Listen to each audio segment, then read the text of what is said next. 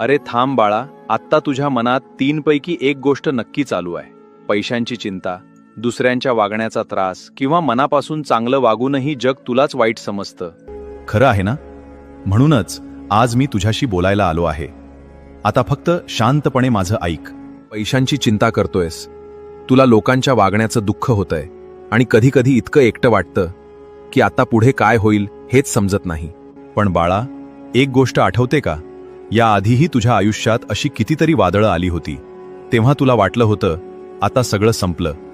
पण प्रत्येक वेळी मी तुझा हात धरून तुला त्या संकटातून बाहेर काढलं. आज तू इथे आहेस याचाच अर्थ मी अजूनही तुझ्या सोबत आहे. एक गोष्ट लक्षात ठेव, जे झाड अनेक वर्ष ऊन, पाऊस आणि वादळं सहन करत मोठं होतं, त्याला कोणतंही वादळ सहज पाडू शकत नाही. तसंच तुझं आयुष्य घडत आहे बाळा. या प्रत्येक कठीण प्रवासात तू एकटा कधीच नव्हतास. तुझ्या आयुष्यात घडलेली एकही गोष्ट माझ्या नजरेआड गेलेली नाही. तुझा प्रत्येक अश्रू, प्रत्येक अपमान, प्रत्येक अपयश आणि प्रत्येक प्रार्थना माझ्या लक्षात आहे. म्हणून घाबरू नकोस. हेही दिवस जातील. ज्या देवाने तुला काल सांभाळलं, तोच देव आजही तुझ्या सोबत आहे. जेव्हा सगळ्यांनी तुझा हात सोडला तेव्हाही मी तुझ्या पाठीशी उभा होतो.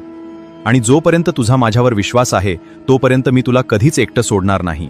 बाळा, आता चिंता मला दे आणि तुझ्या चेहऱ्यावरचं हसू तू परत घे. बाकीचं मी पाहून घेईन. माझ्यावर विश्वास ठेव. तुझ्यासाठी मी जे ठरवलं आहे ते योग्य वेळी तुझ्यापर्यंत नक्की पोहोचेल.